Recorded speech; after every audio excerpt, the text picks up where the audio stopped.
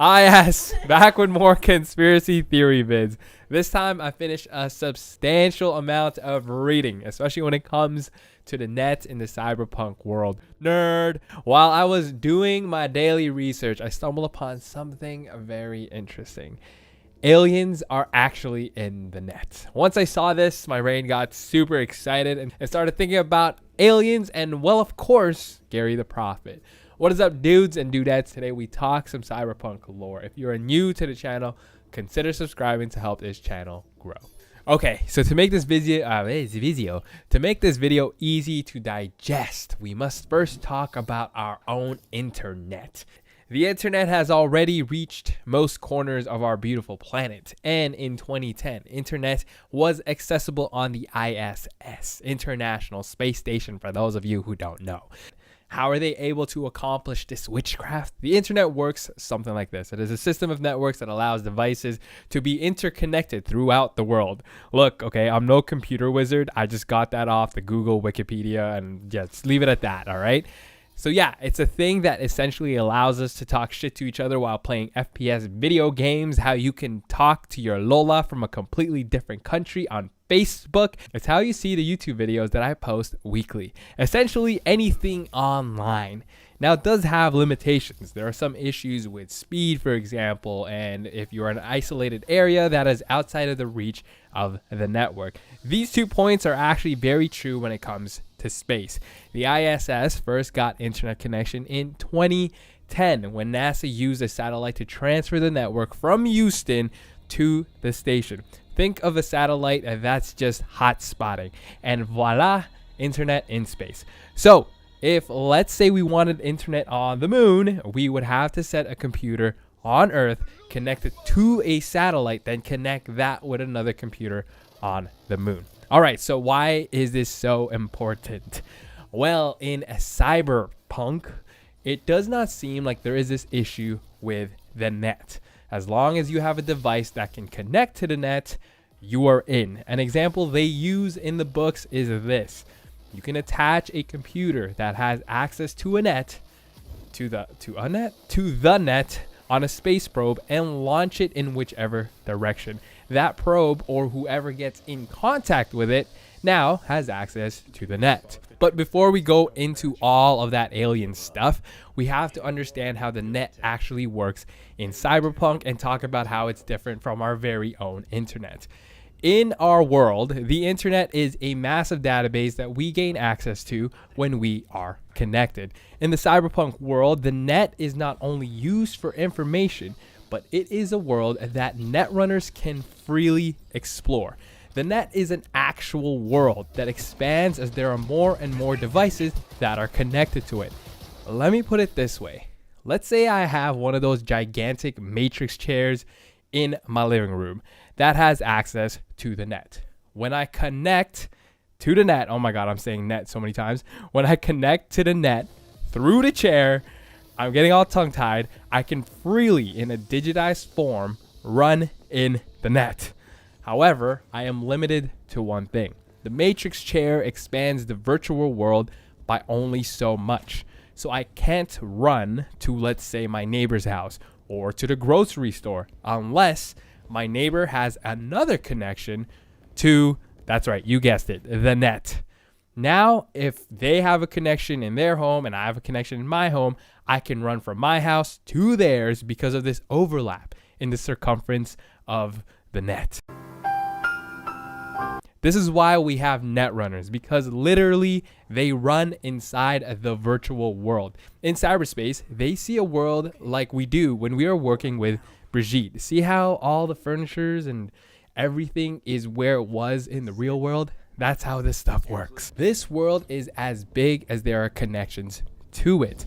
And before the old net system was pretty much destroyed by Bartmoss, the whole world was connected to it. Hopefully I didn't lose you with all the technicalities, because this is how far I fully understand how the net works. If more info is revealed, then I will read up and try to expand my knowledge on it. But for now, questions about physics and dimensions and all that fun stuff is something I cannot answer.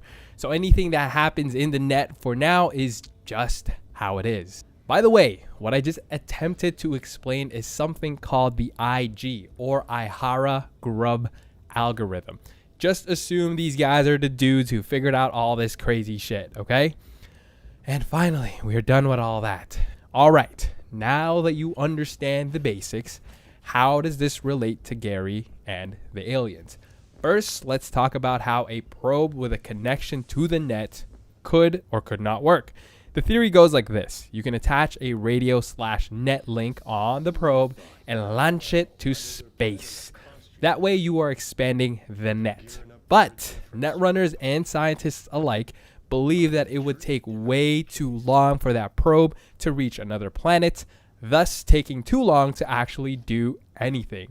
So Ihara and Grub theorize that an alien race with extensive knowledge of Earth's tech could link to the net by beaming a link to one of Earth's orbiting satellites and download a copy of one of their alien AIs into the net, allowing this rogue AI to roam freely into the virtual world.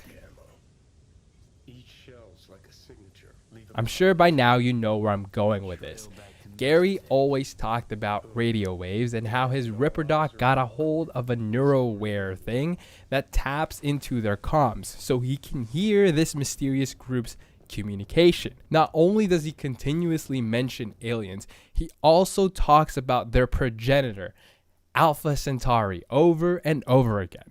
If we use synonyms to try and decipher what he's really trying to say, and thank God for Google, we find that progenitor can mean their source or where something comes from. And who is their progenitor? Why, Alpha Centauri, of course. And what is Alpha Centauri? Once again, thank you, Google. Alpha Centauri is the nearest solar system to our very own. This just makes it likely that if an alien race was going to be reaching out, they would be headed to the nearest star system. And it just so happens to be ours. Ha! Garry was not crazy after all. If we assume that Ihara and Grub are correct, and that an alien species has downloaded an AI into the net, then Garry was telling the truth all along. In the end, I think they put this here just like how they put Mr. Blue Eyes in the game. This is to tease a world they have yet to fully tap into. In my theories about Mr. Blue Eyes and Sandra Dorset and Night Corp, I talked about the culprit behind the Perales couple getting brainwashed, and I said it was a group of AIs called the Rabbids. Again, just a quick refresher. Rabbids are roving artificial Bartmoss interface drones. However, in his own book himself, Bartmoss was one of the netrunners who believed that aliens are already in the net. And given that the Rabbids are his own clones, maybe some of them reached out and found these aliens. Of course, we don't know what they plan on doing. But remember, the Rabbids are technically rogue AIs. So just think bad AIs, because Bartmoss is dead and he was the only one that can actually control them. Go figure. I don't want to make this video too long, but in his book, we also see how close he was to Spider-Murphy and Alt. We know Alt is alive, but we don't know what version of her is roaming beyond the black wall. We don't know if she is inherently good or only nice to us because our interests align.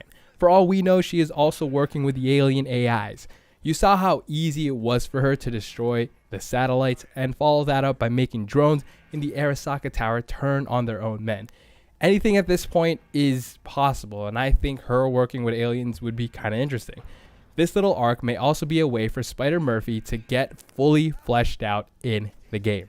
I'm starting to believe that Bartmoss may be alive in the net and is just in hiding. Maybe he's with Alt behind the black wall. And I'm under the assumption that Murphy may be alive in the net also. The Black Wall is something that has many secrets, and I think bringing all these characters to the DLC may help create a good story. The more I played Cyberpunk, the more I believe that V is ultimately dead in the end of the story, and that the whole game was a way for Johnny to be resurrected one way or another. Think about it. If you kill Johnny off, in the end, V dies in a few months anyways. Whereas if you let Johnny take over, he gets a whole new life ahead of him. So I think it would make sense for old acquaintances to make an appearance in the game later down the road. But that is all speculation on my part. My bad, I got a little bit off topic, so let's finish this video up. Raish isn't around anymore in 2077, and he suggested the alien idea around the year 2020. Imagine what has happened to the net in 50 plus years, the amount of infiltration these aliens may have already achieved. It's also very important about how the rabbits come into play.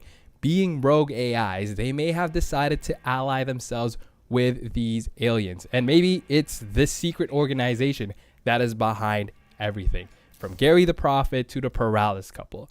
I think this is a very unique and interesting way to add more complexity to the Cyberpunk universe. After digging into all of this, I don't think they can fit this gigantic amount of stuff in the upcoming DLC. And considering the current situation with the company and all that hacking, I'd rather them catch their bearings and take the time. Honestly, I just hope everything gets resolved on that end so they can figure out how to give us a better experience moving forward. But that is it for me in this video, guys. What do you think? Is it too far-fetched for aliens to actually be in the net? Do you think it's possible for aliens to have already infiltrated the net? If so, do you think they have good intentions? Would you like an actual alien being introduced in the Cyberpunk world? Or would you rather the mysterious organization be rogue AIs or Militech? Either way, I think I just found it really interesting. I thought for the longest time, Garry was just talking nonsense and he was just saying random stuff. But the more I read the source books and the reference books, the more I realize that these characters were put there for a reason. Maybe it is a character they're going to introduce in the DLC. We don't know just yet. Let me know what you guys think in the comments section below, and let's get this discussion going. As always, thanks for watching, guys. I'll see you in the next one. Bye.